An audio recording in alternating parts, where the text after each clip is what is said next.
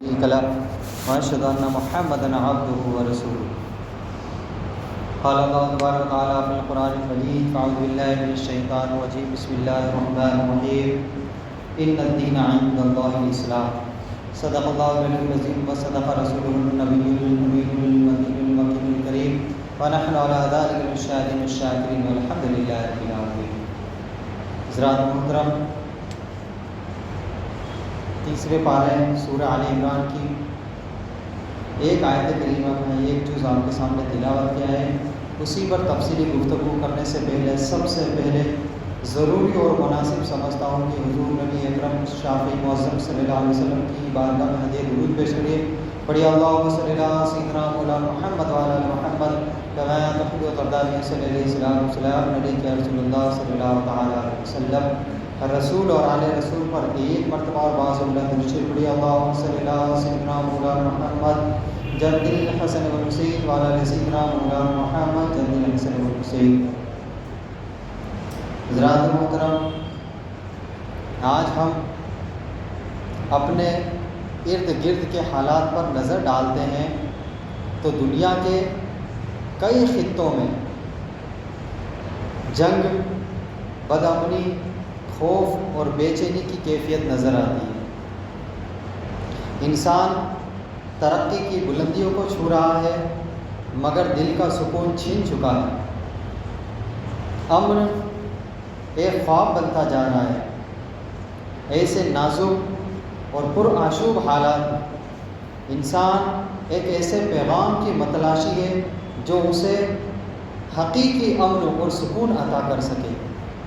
اور یہی وہ موقع ہے کہ ہم اسلام کے اس عظیم پیغام کو سمجھیں جو نہ صرف امن کی بات کرتا ہے بلکہ اس کا مکمل راستہ بھی دکھاتا ہے. ایک ہوتا ہے کہ کسی مرض کی بات کرنا، اس کا علاج کے بارے میں نہ بتانا کیا، اور ایک ہوتا ہے مرض بھی بتانا اور اس کا علاج بھی کرنا.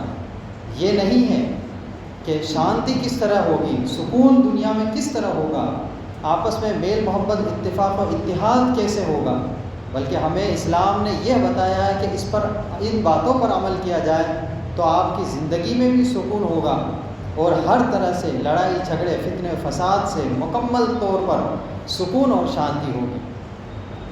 اور اسی تناظر میں اللہ تبارک و تعالیٰ نے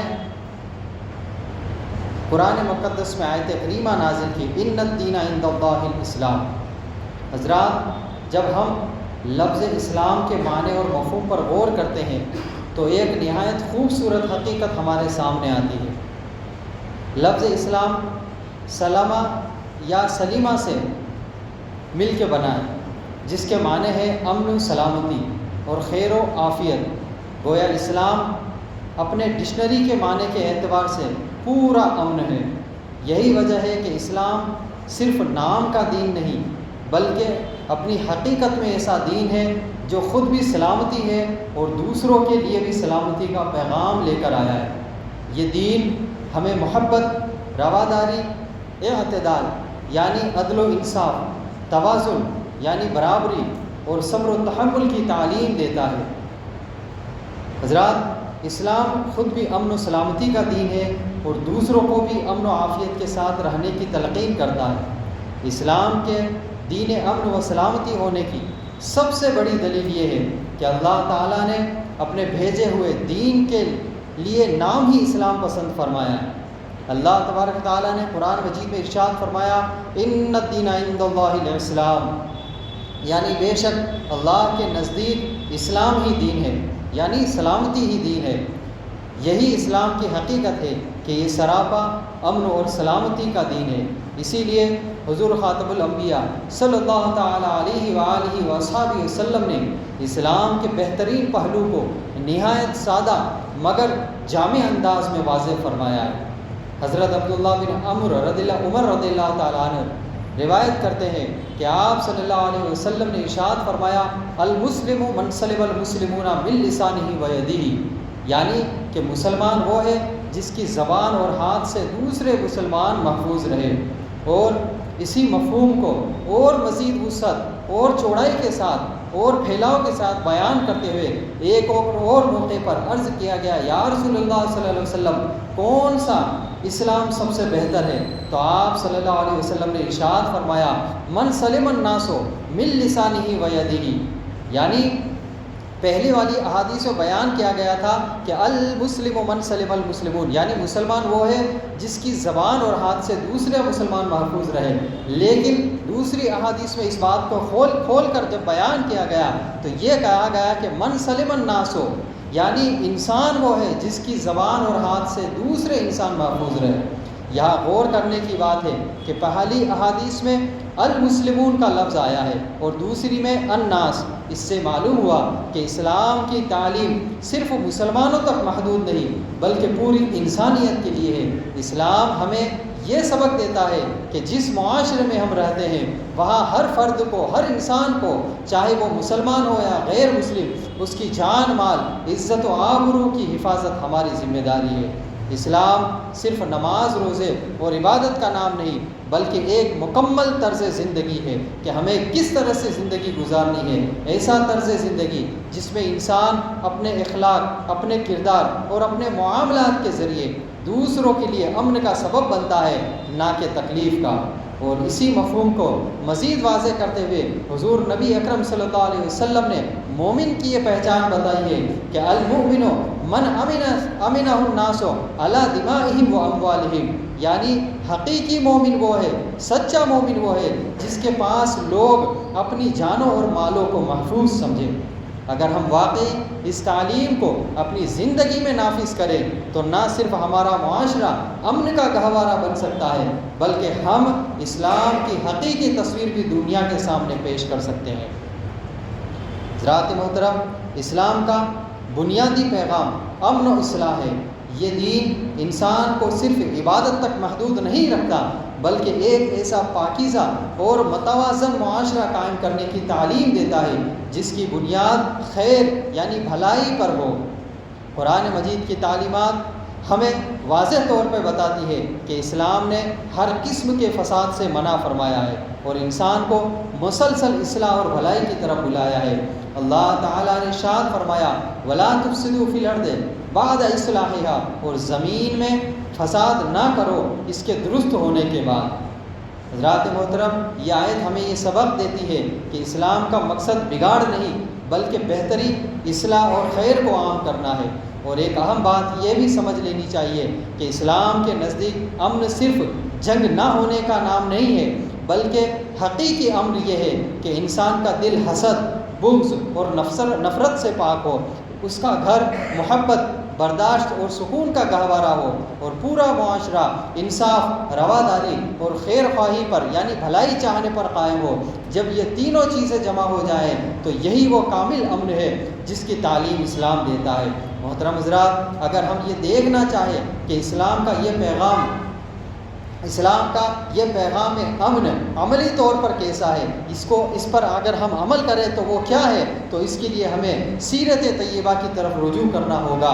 حضور خاتم الانبیاء صلی اللہ تعالی علیہ وآلہ وسلم کی پوری زندگی امن، صبر، برداشت اور رحمت کا عملی نمونہ ہے۔ مکہ مکرمہ کا دور ہمارے سامنے ہے، وہاں آپ صلی اللہ علیہ وسلم پر ظلم و ستم کے پہاڑ توڑے گئے، آپ کو اور آپ کے ساتھیوں کو سخت تکالیف دی گئی، مگر اس کے باوجود آپ نے بدلہ لینے کی بجائے صبر، حکمت اور اصلاح کا راستہ اختیار کیا۔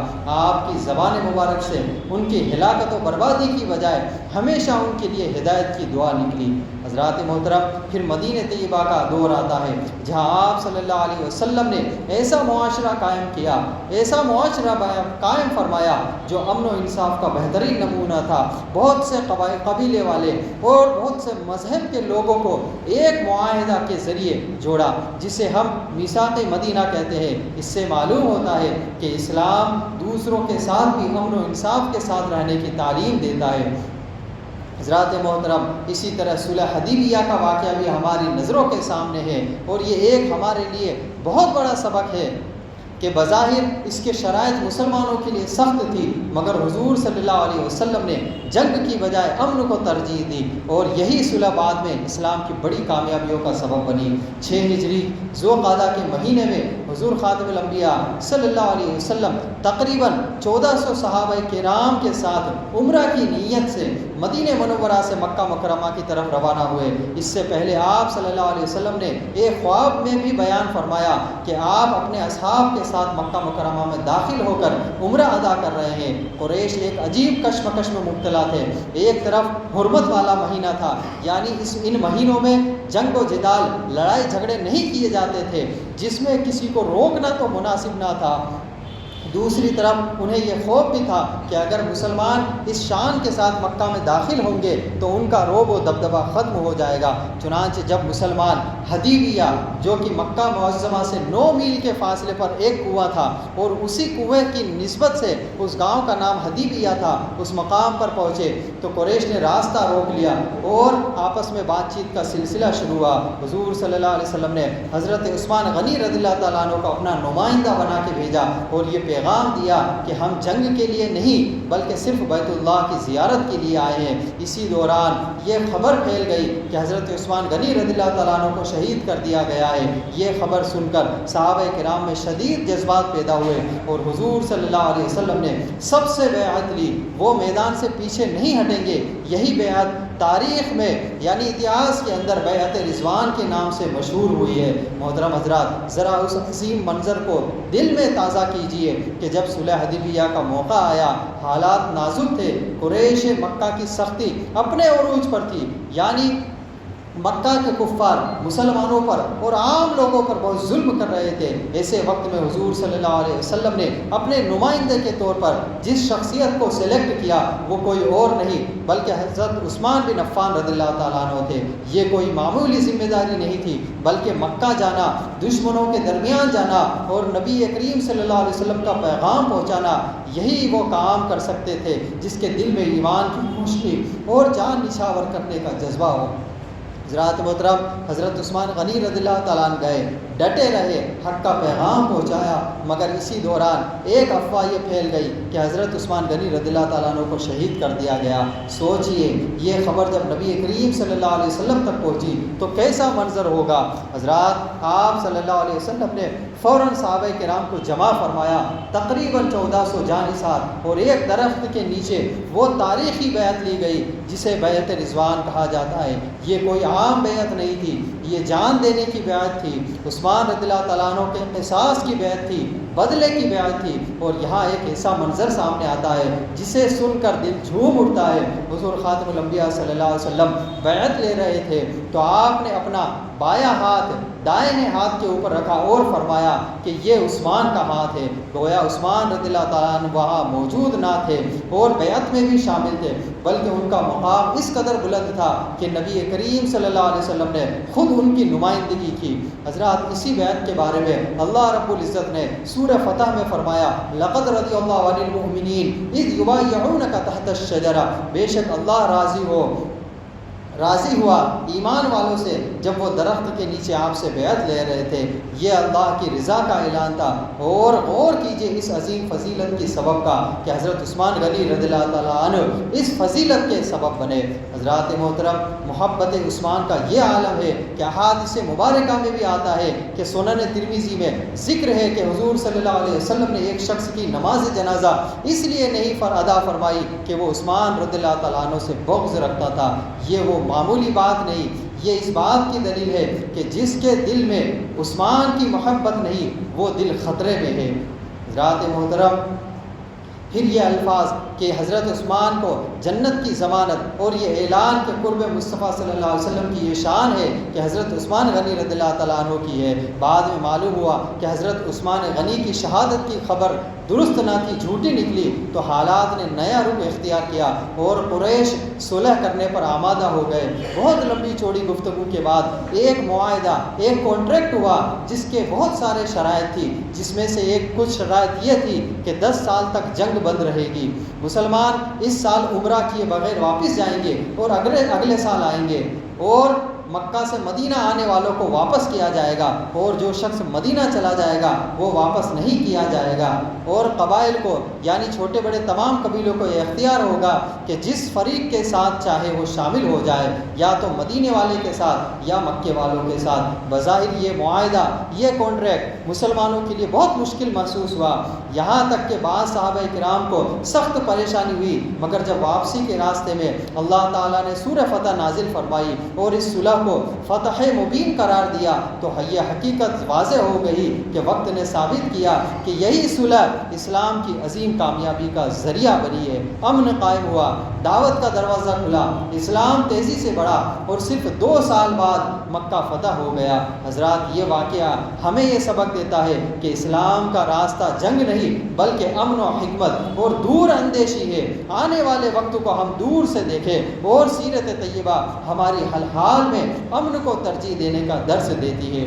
حضرات محترم، جب مکہ فتح کا موقع آیا تو وہ وقت تھا انتقام لینے کا، مگر آپ صلی اللہ علیہ وسلم نے اپنے بدترین دشمنوں کو بھی معاف فرما دیا اور اعلان فرمایا کہ آج تم پر کوئی گرفت نہیں ہے۔ یہ وہ عظیم کردار ہے جو ہمیں سکھاتا ہے کہ اسلام کا اصل چہرہ رحمت، معافی اور امن ہے، نہ کہ سختی اور انتقام لینے میں ہے۔ صلح حدیبیہ کے بعد جو 10 سال کا امن قائم ہوا تھا، یہ کانٹریکٹ ہوا تھا کہ 10 سال تک جنگ نہیں لڑیں گے، وہ در حقیقت اسلام کی عظم فتح کا، ایک عظیم فتح کا پیش خیمہ تھا۔ بظاہر یہ ایک معاہدہ تھا، مگر حقیقت میں یہی وہ دروازہ تھا جس سے اسلام کی روشنی تیزی کے ساتھ پھیلنے لگی۔ اسی امن کے ماحول میں لوگ جوق در جوق اسلام میں داخل ہونے لگے، قبائل نے اسلام کو قریب سے دیکھا اور دلوں کے دروازے کھلنے لگے۔ محترم حضرات، کچھ ہی عرصے کے بعد قریش کے ایک حلیف قبیلے نے، جو ان کے ساتھ ایک قبیلہ ملا تھا، اس معاہدے کی خلاف ورزی کی، جس سے یہ صلح، یہ کانٹریکٹ ٹوٹ گیا۔ اب حضور خاتم النبیین صلی اللہ علیہ وسلم نے مکہ کی طرف پیش قدمی کا ارادہ فرمایا۔ حضرات، رمضان المبارک کا مہینہ 8 ہجری میں حضور صلی اللہ علیہ وسلم 10,000 صحابہ کرام کے عظیم لشکر کے ساتھ مکہ مکرمہ میں داخل ہوئے۔ یہی وہ مکہ تھا جہاں آپ کو ستایا گیا، نکالا گیا، آپ کے ساتھیوں پر ظلم کیا گیا۔ آج آپ فاتح بن کر واپس آ رہے ہیں، لیکن غور کیجئے، یہ لشکر انتقام لینے کے لیے نہیں بلکہ امن قائم کرنے کے لیے جا رہا ہے۔ یہ عظیم لشکر مکہ کے قریب پہنچا تو مکہ والوں پر ایسا روب و دبدبہ طاری ہوا کہ قریش نے لڑنے کی ہمت تک نہ کی۔ حضور خاتم النبیین صلی اللہ علیہ وسلم نے نہایت عاجزی کے ساتھ شہر میں داخل ہوئے، یہاں تک کہ آپ کا سر مبارک جھکا ہوا تھا، گویا اللہ کے حضور شکر ادا کر رہے ہو۔ یہ وہ لمحہ تھا جس کا دنیا انتظار کر رہی تھی کہ آج بدلہ لیا جا سکتا ہے، آج انتقام کا موقع ہے۔ مگر دیکھیے رحمت عالم صلی اللہ علیہ وسلم نے کیا اعلان فرمایا، آج تم پر کوئی گرفت نہیں، جاؤ تم سب آزاد ہو۔ یہ الفاظ صرف معافی نہیں تھے بلکہ انسانیت کے لیے امن کا عالمی پیغام تھا۔ امن کے جو قدم اٹھائے گئے، یہ کرا گیا کہ بیت اللہ کو بتوں سے پاک کیا گیا، ظلم اور جاہلیت کے نظام کا خاتمہ ہوا، لوگوں کی جان و مال کو محفوظ قرار دیا گیا، یہاں تک فرمایا کہ جو اپنے گھر میں رہے وہ بھی امن میں ہے۔ حضرات محترم، اس عظیم معافی اور حسن سلوک کا یہ اثر ہوا کہ دشمن دوست بن گئے، دل بدل گئے اور لوگ جوق در جوق اسلام میں داخل ہونے لگے۔ حضرات، صلح حدیبیہ اور فتح مکہ کے واقعات ہمیں یہ سکھاتے ہیں کہ حقیقی کامیابی صرف طاقت میں نہیں ہے بلکہ صبر اور امن قائم کرنے کی صلاحیت میں ہے۔ آج آپ دیکھیں کہ ہماری کسی سے لڑائی ہو جائے تو ہم کئی سالوں تک لڑتے رہتے ہیں، تھانے کے چکر کاٹتے رہتے ہیں، ایک دوسرے پر کیس بازی بھی ہم کرتے رہتے ہیں، لیکن 2 سال 3 سال کسی کو زیادہ لیٹ عقل آئی تو 5 سال 10 سال بعد آپس میں معاہدہ کر کے، آپس میں صلح کر کے کیس ختم کرتے ہیں۔ نتیجہ کیا ہوا لڑائی کا؟ آخر تو آپ نے صلح ہی کا راستہ اختیار کرا۔ اسی لیے اسلام ہمیں یہ درس دیتا ہے کہ ہم اپنی زندگیوں میں ہمیں یہی اصول اپنانا ہوگا کہ اختلاف کو جھگڑے میں نہ بدلے۔ آپ کسی کی رائے سے متفق نہ ہو تو اس کا مطلب یہ نہیں ہے کہ آپ لڑتے ہوئے نظر آئے، آپ غصے کو برداشت سے جواب دیں اور جہاں ممکن ہو لوگوں کے درمیان میں صلح اور خیر خواہی کا ذریعہ بنے۔ ہماری اسی موجودہ دور میں یہ ذمہ داری ہے کہ ہم اپنے اندر صلح کا راستہ پیش کریں۔ اگر آپ کو کوئی یہ کہتا ہے کہ یار ڈر گئے ہو تو کہا ہاں ڈر گئے ہیں، کیونکہ ہم اسلام پر عمل کرنے والے ہیں، ہمیں نبی صلی اللہ علیہ وسلم نے جو راستہ بتایا ہے ہم اس پر عمل کرنے والے ہیں۔ ہر چیز میں ڈرنا نہیں ہوتا ہے، کسی میں حکمت عملی بھی ہوتی ہے، دور اندیشی بھی ہوتی ہے۔ اسی لیے ہمیں ہر بات کا جواب لڑائی اور جھگڑے سے نہیں دینا ہے۔ اللہ تبارک و تعالی ہمیں اور آپ کو نبی کریم صلی اللہ علیہ وسلم کی سیرت طیبہ پر عمل کی توفیق رفیق عطا فرمائے، اور اپنے غصے کو برداشت اور تحمل کے ذریعے برداشت کرنے کی توفیق رفیق عطا فرمائے۔ استغفر اللہ ربی